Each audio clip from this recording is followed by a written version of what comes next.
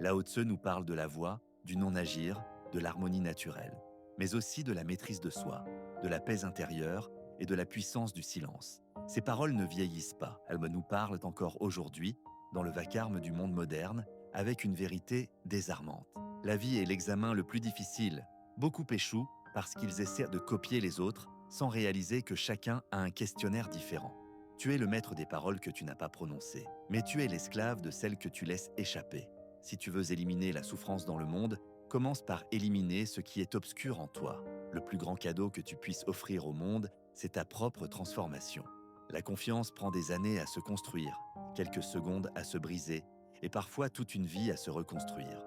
Je suis bon envers ceux qui sont bons avec moi, et bon envers ceux qui ne le sont pas, afin qu'ils apprennent à l'être. Les hommes sont différents dans la vie, mais semblables dans la mort. Soucie-toi de ce que pensent les autres, et tu seras à jamais leur prisonnier. Celui qui domine les autres est fort, mais celui qui se domine lui-même est puissant. Il est plus sage d'allumer une petite lampe que de se plaindre de l'obscurité. Un mot dit avec bienveillance inspire la confiance. Une pensée bienveillante touche l'âme. Un acte bienveillant crée l'amour. Être profondément aimé donne de la force. Aimer profondément donne du courage. Être heureux ne signifie pas ne pas avoir de problèmes. Cela signifie être capable de les traverser. Le temps est une création mentale. Dire « je n'ai pas le temps » revient souvent à dire « je ne veux pas ». Celui qui se connaît lui-même est plus intelligent que celui qui connaît 1000 autres. Sois content de ce que tu as. Réjouis-toi de la réalité telle qu'elle est. Quand tu comprends que rien ne manque, le monde entier t'appartient. Surveille tes pensées, elles deviennent tes mots. Tes mots deviennent tes actes. Tes actes deviennent tes habitudes.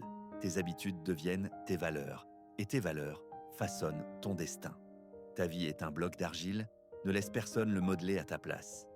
La vie est une suite de changements naturels. Résister, c'est créer des souffrances. Laisse les choses suivre leur cours. Ne pleure pas pour celui qui ne connaît pas la valeur de tes larmes. Si tu donnes un poisson à un homme, il mangera un jour. Si tu lui apprends à pêcher, il mangera toute sa vie. Quand tu vois un moustique se poser sur une partie sensible de ton corps, tu comprends qu'il y a des conflits qu'on peut résoudre autrement que par la violence. La nature agit sans se presser, et pourtant tout est accompli. Celui qui croit en lui n'a pas besoin de convaincre. Celui qui s'aime lui-même n'a pas besoin d'être approuvé. Celui qui s'accepte sera accepté du monde.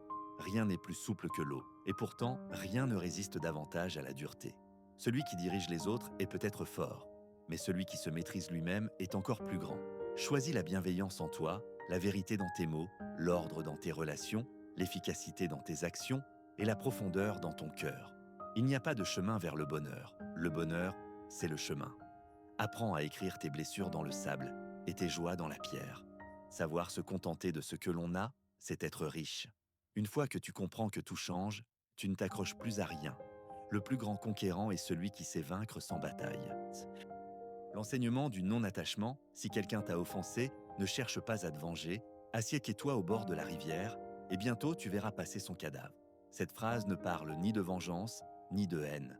Elle parle de maîtrise de soi, de confiance dans le temps, et du pouvoir naturel de la justice intérieure. Lorsque nous cherchons à nous venger, nous nourrissons notre propre poison. Mais en prenant du recul, nous laissons la vie elle-même remettre les choses en ordre. Le Tao, le karma, ou simplement le temps, accomplissent ce que la colère ne peut résoudre. Lao Tse ne nous demande pas de fuir le monde. Il nous invite à l'habiter autrement, avec calme, avec présence, avec cette sagesse tranquille qui transforme d'abord l'intérieur et ensuite le monde. Merci d'avoir écouté cette méditation autour des paroles de Lao Tse.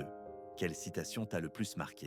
Partage-la en commentaire. Si cette vidéo t'a nourri intérieurement, n'hésite pas à t'abonner à Philosophie du Vivant pour découvrir d'autres trésors de sagesse intemporelle. À bientôt